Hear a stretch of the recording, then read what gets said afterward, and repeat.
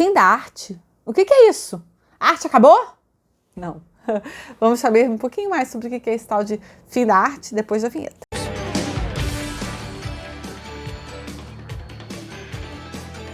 Oi, sou eu, Amanda, aqui de novo.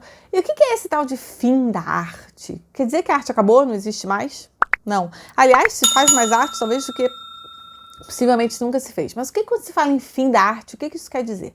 Bom, fim da arte é uma expressão que foi cunhada, não exatamente cunhada, mas assim, foi tornada muito popular por dois teóricos, o Arthur Danto, o Hans Belzing e, na verdade, o Clement Greenberg, um pouco antes deles, também já falava em fim da arte. Se a gente, na verdade, voltar mais lá atrás, a gente volta lá no Hegel, vamos lá para a filosofia hard lá atrás.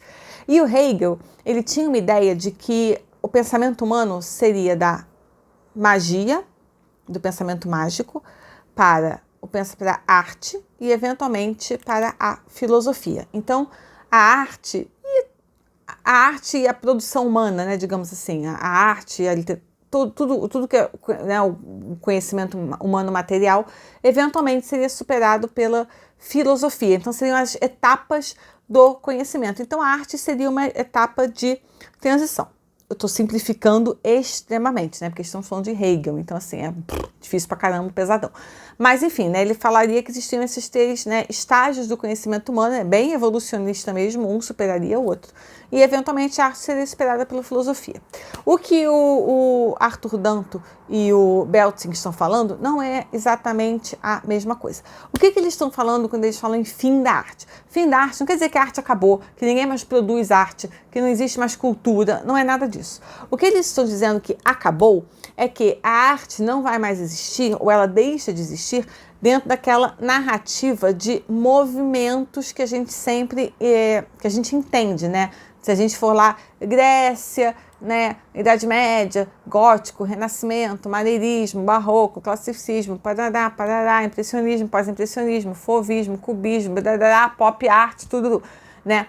Eles estão dizendo que não é que essa narrativa sobre a arte chegou ao fim. Essa forma de pensar a arte sobre movimentos sucessivos chegou ao fim. Isso não quer mais dizer nada, não é mais assim que a gente vai entender a arte.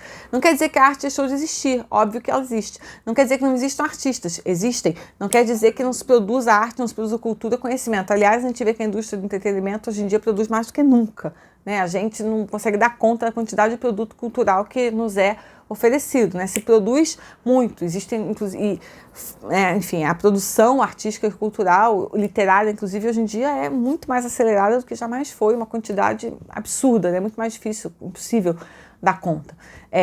Então, o que eles estavam dizendo? Eles estavam dizendo que chegou um momento ali, mais ou menos por volta dos anos 60, no qual a arte começou a se liberar dessas narrativas. E por quê? Porque foi ali, mais ou menos na pop art, quando as categorias de alta e baixa cultura, de grande arte e de arte popular, de arte e entretenimento, de arte sofisticada e arte popular no sentido do povo mesmo, né? Arte não erudita, digamos assim. Arte da rua e arte dos museus, grande arte e arte de má qualidade. Essas categorias começaram todas a ser misturadas, né? Assim, a arte de rua começou a invadir o museu, começou a invadir as galerias. Todas essas classificações começaram a ficar completamente misturadas, né? E também pela existência de movimentos como a arte conceitual, as performances, os happenings, tudo isso, esses movimentos todos pós a pop art, esse movimento de liberação que a pop art fez para que todo tipo de arte pudesse ser arte, a importância da designação do artista, né? Aquilo que o artista diz como arte, ser tão importante quanto ou mais do que a técnica, do que o meio em si, né, do que a escultura ou do que a tela. Então, assim, a ideia, o processo, o conceito, a ideia criativa, a filosofia por trás do trabalho, ser tão importante quanto ou mais do que o meio em si, tudo isso conseguiu liberar a arte para que ela pudesse ser muitas outras coisas para além daquela narrativa de movimentos bonitinhos um depois do outro. Então, o que eles estão falando de fim da arte? Não quer dizer que ela não deixe de existir, mas sim que ela vai ser muito mais plural do que ela já foi antes e que ela vai ter muito mais meios e possibilidades de existir do que ela tinha antes. Você tem, né, a videoarte, você tem as performances, você tem agora, né, acabou de sair essa notícia, né, da arte, criptoarte, isso, criptoarte, pensei em criptomoeda, criptoarte. Então, assim, a criptoarte, que é uma arte que, né, nem sequer existe fisicamente, então, assim, né, ela está liberada dessa narrativa da história da arte ocidental, digamos de passagem. Ela está liberada disso para ser qualquer coisa. Claro que isso não foi uma coisa tão abrupta.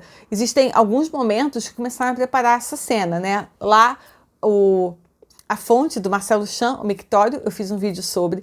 O cubismo começou a fazer isso, principalmente na sua segunda fase, o cubismo sintético, e aí é uma contribuição muito do Braque, inclusive. O Braque tinha um passado de decorador e cenógrafo, então ele começou a usar papel de parede e começou a fazer colagens com materiais, inclusive, mas as colagens dele, quando você olhava, você achava que eram pinturas, mas não eram pinturas, ele não tinha pintado absolutamente nada, eram apenas colagens e usos de materiais diferentes, então eu já estava fazendo ali um conceito. E ali também estava colocando uma semente para arte conceitual, porque o conceito, né, ele não estava colocando técnica de pintura nenhuma ali, como eles faziam na primeira fase do cubismo. Eles estavam fazendo, quando eles criaram a colagem, criaram inclusive o uso de vários outros materiais, que não apenas os materiais clássicos, para uma obra de arte. Os ready-mades do Marcel Duchamp, junto com a fonte, também. E, eventualmente, quando a pop art veio, ela liberou completamente tudo isso. E a arte conceitual, por exemplo, o que ela faz? Muita gente se pergunta, será que a arte conceitual é arte? E sim, se você pensar nesse tipo de entendimento, é claro que ela é. Mas ela é um tipo de arte que não segue essas narrativas. Ela acabou se tornando um movimento em si que entra nessa linha? Sim, ela acabou virando um movimento que também entra. Se você quiser, você encaixa ela nessa linha temporal aí da história da arte. Mas a arte conceitual é justamente uma tentativa de responder primeiro a obrigação de representação, né, que a arte tem que produzir a realidade. A arte conceitual não reproduz nada, ela é um conceito, e também de uma tentativa de liberar a arte dessa narrativa, porque ela é o conceito, a primazia é do conceito, é da ideia e não da coisa em si, do objeto em si ou da técnica, né? A ideia, o projeto, a proposta, a filosofia se sobrepõe à técnica. Então a arte conceitual, ela se encontra aí com esse fim da arte, né? Nessa liberação da arte, dessas narrativas obrigatóriazinhas, assim, de uma coisa depois da outra, que ela tenha um único fio condutor que vai levar ela a um único final. Então, fim da arte é exatamente isso, é a liberação, na verdade, da arte,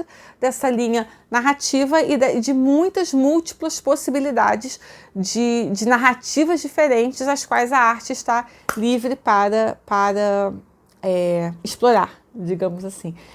Dentre as quais a arte conceitual, que é uma resposta a esse movimento também, é apenas uma delas.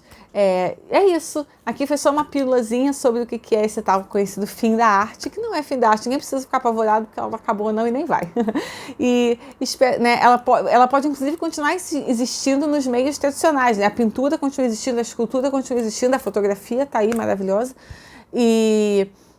mas ela está livre para seguir N outras narrativas e linguagens e possibilidades de existência que não só aquelas tradicionais que colocavam ela naquela narrativa única e continuada. É isso, espero que vocês tenham gostado. Até a próxima. Tchau!